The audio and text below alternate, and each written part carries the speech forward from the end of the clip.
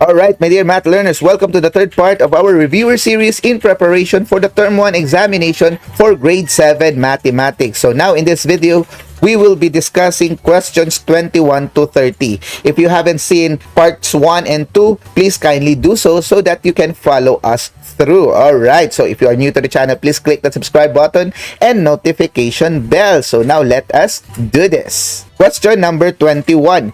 In the formula for speed, which following are the components involved? Is it base, height, and area? Is it length, width, and height? Is it principal, rate, and time? Or is it distance, time, and speed? What do you think is the answer? Alright, this question is very easy, my dear math learners, because talking about speed, of course, the speed is there.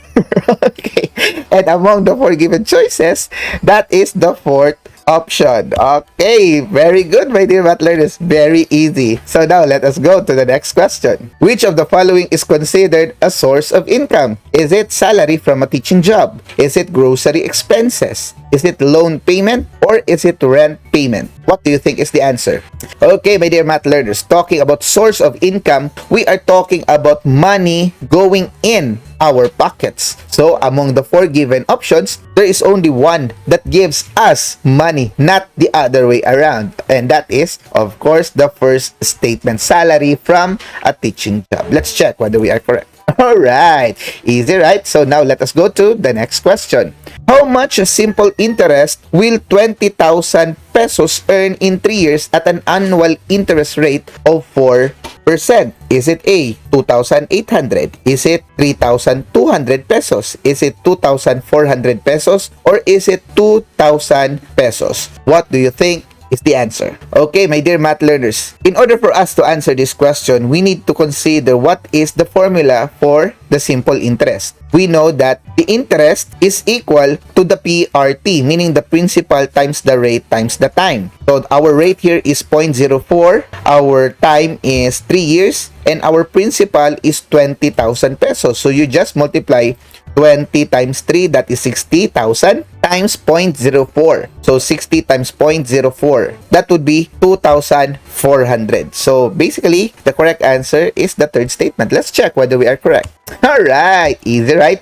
Now let us go to the next question. Which financial plan best demonstrates a practical strategy to save 9,000 pesos within 6 months on an 18,000 monthly income? Is it save 9,000 all at once in the first month? Is it set aside 1,500 every month for 6 months? Is it spend the entire income and save nothing? Or is it borrow 9,000 pesos immediately? What do you think is the answer? Okay, my dear math learners, we are talking here about financial plan, the best financial plan with a practical strategy. So among the four given choices, the practical strategy is basically the second statement. Set aside 1,500 every month for 6 months. Why? Because if you do it all at once, then you will be having a hard time.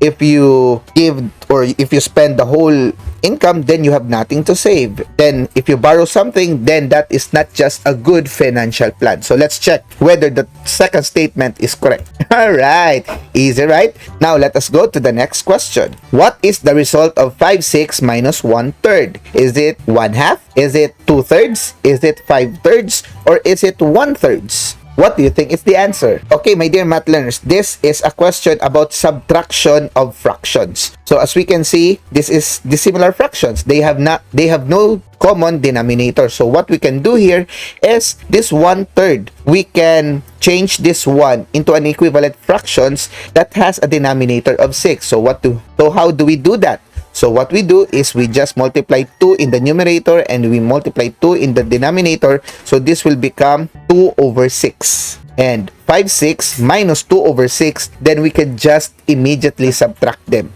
So 5 minus 2, that is 3/6 because we just copied the denominator. So 3/6 is the answer. However, 3/6 can still be simplified into its lowest term. So therefore, the correct answer is 1/2. That is the first statement. Easy, right? So I hope you got that one, my dear math learners. Now let us go to the next question. The interior angle of a regular polygon measures 160 degrees. what is the measure of its adjacent exterior angle? Is it 20 degrees? Is it 25 degrees? Is it 30 degrees? Or is it 50 degrees? What do you think is the answer? Alright, my dear math learners, this question is one of the easy questions. Why? Because talking about interior and exterior, they are what? Very good. They are supplementary angles. So, what we do is we just subtract 180 to 160 and the answer would be 20 degrees. The first statement. Right, easy, right? Now, let us go to the next question. A cyclist travels at a constant speed of 20 kilometers per hour. How long will he take to travel 100 kilometers? Is it 3 hours? Is it 4 hours? Is it 6 hours? Or is it 5 hours? What do you think is the answer? Alright, my dear math learners, this question is another easy question. Why? We just need to divide 100 kilometers by 20 kilometers per hour because it has been said here that in every 20 kilometers, that is 1 hour. So, we just need to add 20, 20, 20, 20 until we arrive with 100. And how much 20 is that? Very good. That is 520. So that would be 5 hours. Okay. Fourth statement is the correct answer. Let's check. Alright.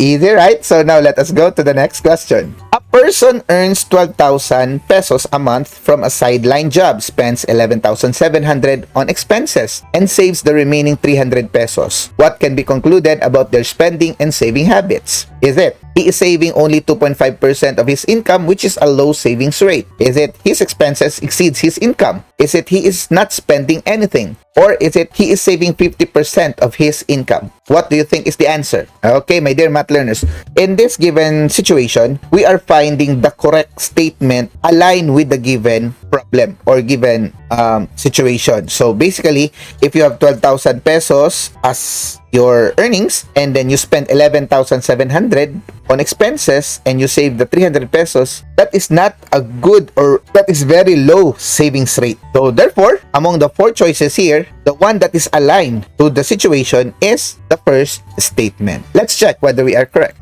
Alright, either right. So I hope you got that one. Of course, the second option is wrong because it says expenses exceed his income, whereas as we can see, 11,700 is less than 12,000. And of course, third is wrong and then fourth is also wrong. Okay, now let us go to the next question. What is the product of 3/5 and 5/6? Is it 2/3? Is it 5/6? Is it 1/2? Or is it 3/2? What do you think is the answer? Okay, my dear math learners, this question is very easy. Why? There are a lot of ways to solve this one. You can apply the multiplication of fractions, numerator times numerator, denominator times denominator, then get the lowest term. You can also apply cancellation. So, what can be cancelled in the numerator and in the denominator? And then, after that, you just multiply numerator, numerator, denominator, denominator. So, basically, in this example, we have 5 and 5, denominator and then the numerator, we can cancel them.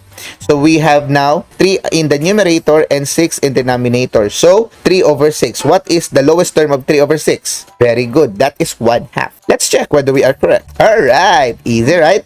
So my dear math learners, now let us go to question number 30. Which of the following best explains why rates are useful in daily life? Is it rates always involve money only? Is it rates cannot be applied to real life situation? Is it rates help compare quantities measured in different units such as speed or price per term? Or is it rates are only used in advanced mathematics? What do you think is the answer? Okay, my dear math learners, this question is very easy because it is just like a, what do you call this? GMRC, good manners and right conduct. Alright, or anyway, it is very rhetorical.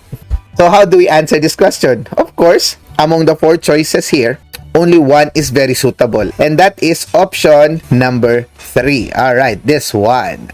Alright, easy, right? So my dear math learners, congratulations for finishing the 3rd part of our reviewer series. If you find this helpful, please click the subscribe button and notification bell, as well as share this to your fellow friends, classmates, and schoolmates. Now, without further ado, let's go to the 4th reviewer series.